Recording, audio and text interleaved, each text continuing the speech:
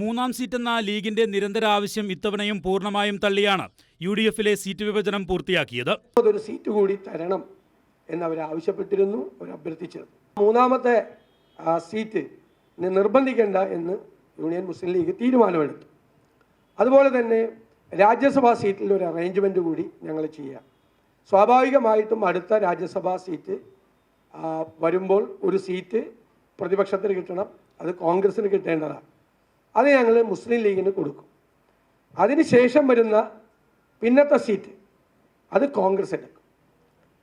ഭരണത്തിൽ സാധാരണ UDF എത്തുമ്പോൾ 3 സീറ്റ് കോൺഗ്രസിനും 2 സീറ്റ് മുസ്ലിം ലീഗിനുമാണ് ഉണ്ടാകാറുള്ളത്. അത് തീർച്ചയായും ആ 2 സീറ്റ് മുസ്ലിം ലീഗിന്. ഈ വർഷം ജൂലൈയിൽ ഒഴിവുവരുന്ന രാജ്യസഭാ സീറ്റാണ് ലീഗിന് നൽകുക. 2 വർഷത്തിനു ശേഷം ഒഴിവുവരുന്ന ലീഗിന്റെ സീറ്റ് കോൺഗ്രസ് ഏറ്റെടുക്കും.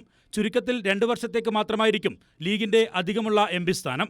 ഈ സമവായത്തിന് വഴങ്ങി ലീഗ് സ്ഥാനാർത്ഥികളെ കൂടി പ്രഖ്യാപിച്ചതോടെ മൂന്നാം സീറ്റിൽ വിട്ടുവീഴ്ചയില്ലെന്ന ലീഗിന്റെ ഭീഷണി ചായക്കോപ്പയിലെ കൊടുങ്കാറ്റായി ഒതുങ്ങി.